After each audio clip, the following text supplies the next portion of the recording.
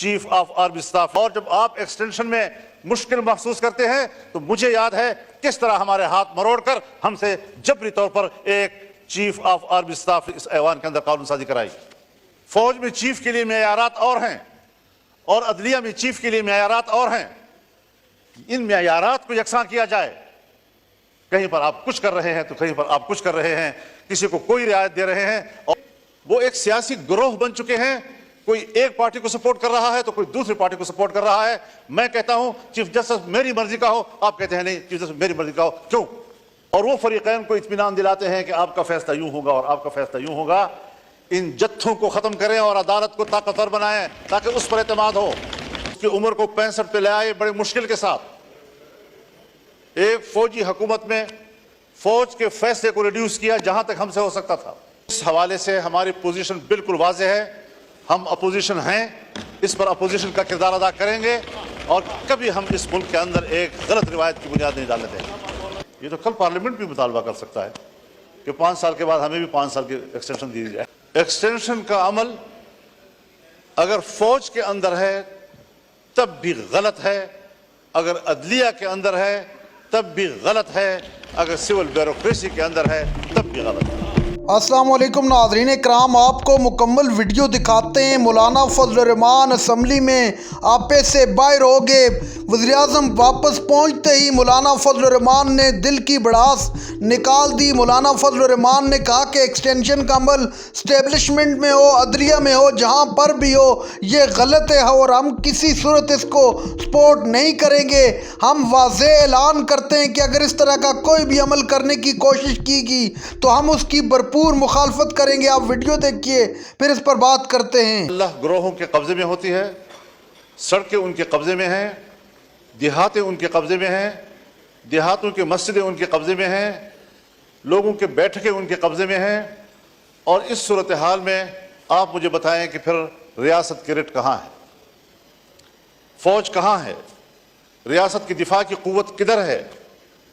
کیا اس کا فرض صرف اس اسلام آباد تک محدود ہے کہ وہ اپنے مخالفین پر دعویٰ بول دیں اور کہیں کہ ہم ریاست کا تحفظ کر رہے ہیں؟ کیا عوام کی کوئی حقوق نہیں ہے؟ آج وہاں پر پولیس نے دھرنے دیے ہوئے ہیں. لکی مروت سے یہ دھرنا شروع ہوا ہے اور اب یہ ڈیرہ اسماعیل خان میں بھی بڑھ رہا ہے.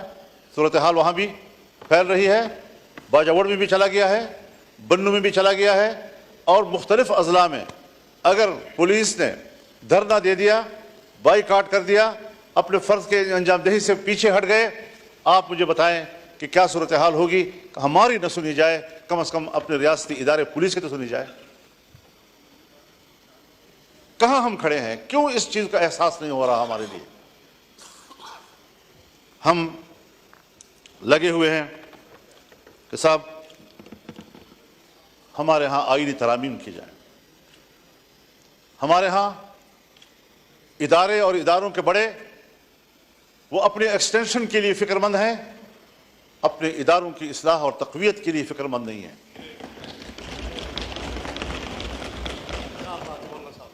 ایکسٹینشن کا عمل اگر فوج کے اندر ہے تب بھی غلط ہے, اگر عدلیہ کے اندر ہے تب بھی غلط ہے, اگر سول بیوروکریسی کے اندر ہے تب بھی غلط ہے. یہ تو کل پارلیمنٹ بھی مطالبہ کر سکتا ہے کہ 5 سال کے بعد ہمیں بھی 5 سال کی ایکسٹینشن دی جائے. کورٹ کو حق حاصل ہے, اگر فوج کو حق حاصل ہے, اگر بیوروکریسی کا حق حاصل ہے, پارلیمنٹ تو سپریم ہے, اس کو تو بدرجہ اولا یہ حق حاصل ہوگا.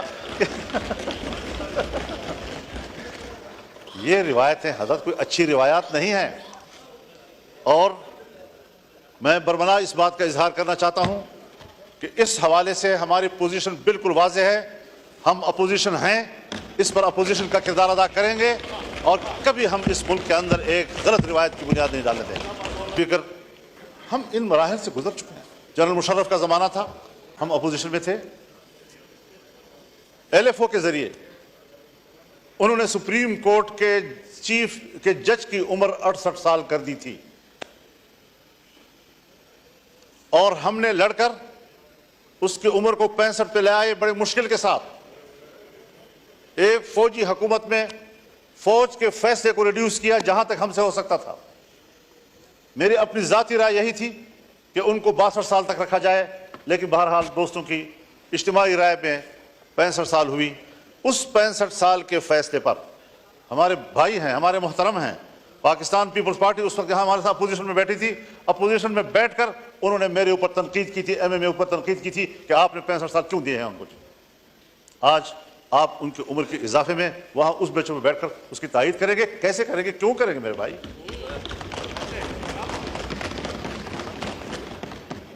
उसूल उसूल होता है, हमें कुछ उसूलों की पैरवी की तरफ जाना चाहिए। हमें तस्लीम कर लेना चाहिए कि हमारा जो अदालती निज़ाम है वो फरसुदा हो चुका है।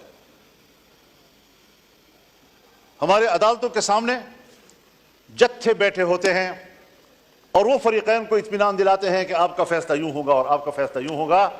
इन जत्थों को खत्म करें और अदालत को ताकतवर बनाएं ताकि उस पर एतमाद हो। आप भी वाकिफ हैं उससे और मैं भी उससे वाकिफ हूं। बातें सच होती हैं, कोई कहता नहीं है, और अगर कहनी पड़ जाती है तो हमारे मत्थे लग जाती है। आज भी हजरत जनाब स्पीकर, हमारी अदालतें लॉबियों में तकसीम हो चुकी हैं और वो बाहमी तौर पर अदलिया नहीं बल्कि वो एक सियासी गिरोह बन चुके हैं। कोई एक पार्टी को सपोर्ट कर रहा है तो कोई दूसरी पार्टी को सपोर्ट कर रहा है। मैं कहता हूं चीफ जस्टिस मेरी मर्जी का हो, आप कहते हैं नहीं चीफ जस्टिस मेरी मर्जी का हो। क्यों? यहां पर बात क्यों आ गई है? हमने इस ऐवान ने क्या इस निज़ाम में इस्लाहात की तरफ नहीं जाना? जनाब स्पीकर, मैं तजवीज़ करूंगा, हुकूमत के सामने तजवीज़ करूंगा, क्योंकि अव्वल फर्ज उनका बनता है कि जुडिशल रिफॉर्म लाए जाएं, अपोजिशन के साथ बैठकर लाए जाएं, उस पर कमेटी बनाई जाए और बताया जाए कि हम अदालत का निज़ाम क्या होना चाहिए।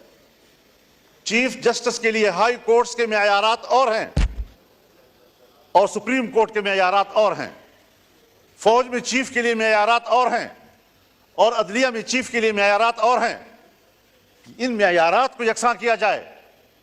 कहीं पर आप कुछ कर रहे हैं तो कहीं पर आप कुछ कर रहे हैं, किसी को कोई रियायत दे रहे हैं। और जब आप एक्सटेंशन में मुश्किल महसूस करते हैं तो मुझे याद है किस तरह हमारे हाथ मरोड़कर हमसे जबरी तौर पर एक चीफ ऑफ आर्मी स्टाफ इस ऐवान के अंदर कानून साजी कराई।